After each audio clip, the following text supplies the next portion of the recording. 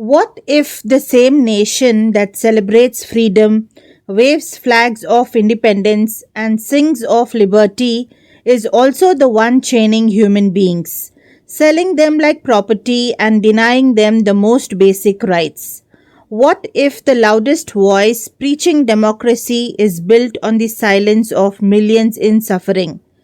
This is the hard question Frederick Douglass forces us to confront in his powerful speech. The hypocrisy of American slavery. Through his words, we are not just reading history, we are standing face to face with its moral contradictions. Frederick Douglass was not merely a speaker, he was a living testimony of both cruelty and courage. Born into slavery, he rose to become one of the most influential abolitionists and orators of the 19th century.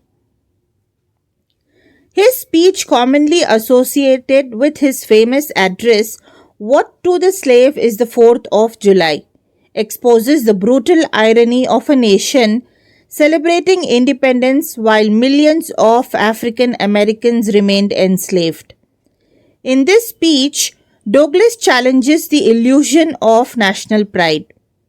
He questions how America could speak of liberty, justice, and equality while maintaining an institution that thrived on violence, dehumanization, and racial oppression.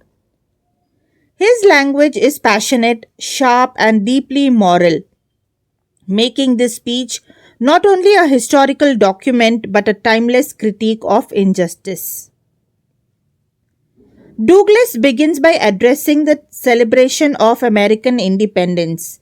While white Americans rejoice in fireworks, music, and patriotic speeches, he reminds his audience that these celebrations hold no meaning for slaves. The 4th of July, a symbol of freedom for one group, becomes a day of mourning and mockery for another. To the enslaved man, such celebrations are a cruel reminder of his chained existence. He exposes the contradiction at the heart of American society. The same founding fathers who declared that all men are created equal sanctioned an economic system that treated black people as commodities.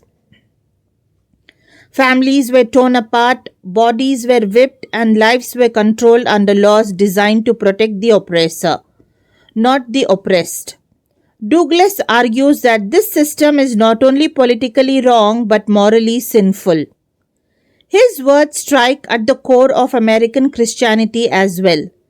He condemns churches that justify slavery, using religious texts while ignoring the message of compassion and humanity. According to Douglass, the religion practiced by slaveholders is not true Christianity, but a twisted version that supports cruelty instead of love. He draws a clear line between the Christian faith of Christ and the corrupt faith of slave masters. Douglass also highlights how slavery destroys both the enslaved and the enslaver. The slave is denied identity, education, and freedom, while the master becomes morally corrupt, feeding on power and cruelty. In this way, slavery poisons the entire nation, creating a society built on fear, injustice, and hypocrisy. Throughout his speech, Douglass uses powerful rhetorical questions to challenge his listeners. He forces them to reflect on their own role in maintaining this system. Are they truly free if their freedom depends on the suffering of others? Can a nation call itself just when its wealth is built on human blood?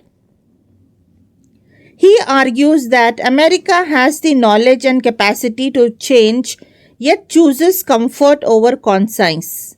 The silence of the public, the hesitation of lawmakers, and the cooperation of institutions all contribute to the continuation of slavery. Douglass insists that progress requires courage, not convenience. Yet, despite the harsh criticism, Douglass does not abandon hope. He believes that awareness is the first step towards transformation. He trusts in the power of truth and moral awakening.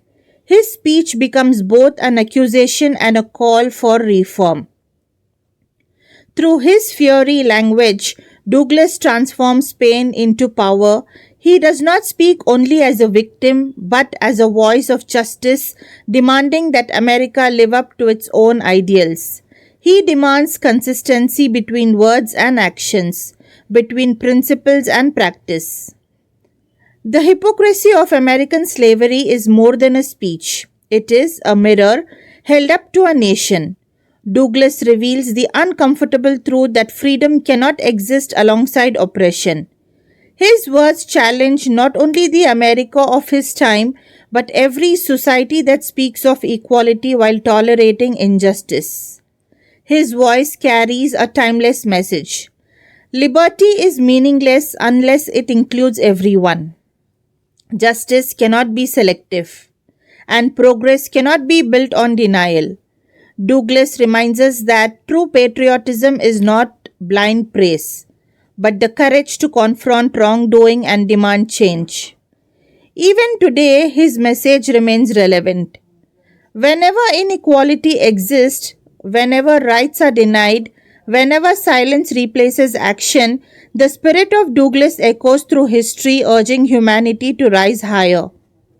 So, children, as readers and thinkers, the question now returns to us. Are we willing to recognize injustice when it exists? Are we brave enough to challenge hypocrisy in our own world? Frederick Douglass did not just speak for his time. He speaks for every generation that values truth over comfort. If you found this exploration meaningful, continue engaging with powerful literary voices that reshape history and awaken conscience. Like, share and subscribe for more insightful literary explanations, and let us keep learning not just about literature but about humanity itself.